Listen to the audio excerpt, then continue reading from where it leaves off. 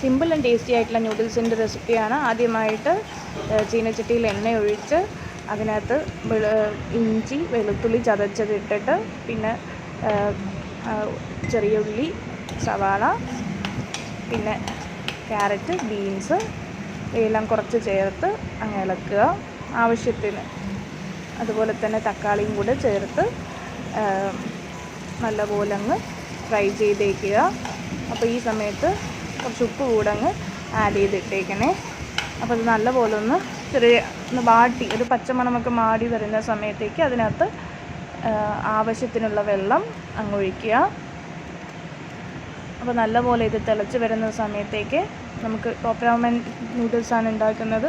അപ്പോൾ അതിൻ്റെ പാക്കറ്റിൽ നിന്ന് കിട്ടുന്ന മസാല 3 പാക്കറ്റ് അതാണ് ഞാൻ ഉണ്ടാക്കുന്നത്. 3 പാക്കറ്റ് മസാല അതിലോട്ട് അങ്ങ് ഇട്ട് കൊടുക്കുക. നല്ലോണം തിളയ്ക്കുന്നുണ്ട്. 3 പാക്കറ്റ് മസാല ഇട്ട് കൊടുത്ത ശേഷം അടുത്തതായിട്ട് തിളച്ച് വരുമ്പോൾ നല്ലപോലെ തിളയ്ക്കുന്നുണ്ട്. നൂഡിൽസ് കൂടെ അതിനകത്തേക്ക് ഇട്ട് കൊടുത്തേക്കുക. അപ്പോൾ നല്ലപോലെ ഇളക്കുക. നല്ല സ്വാദിഷ്ടമായിട്ടുള്ള നൂഡിൽസാണ് റെഡിയാക്കുന്നത്. ഈ സമയം കൊണ്ട് നിങ്ങൾക്ക് ആ വീടിന് ചുറ്റും ഒരു നല്ല സ്മെല്ല് പരന്നിട്ടുണ്ടാവും.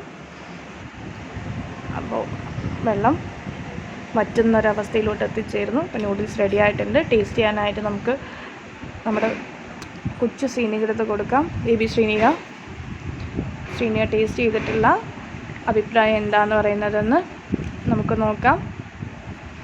മെല്ലെ വാരിക്കോരി വായിലിട്ട് ചവച്ച് കഴിക്കുന്നു.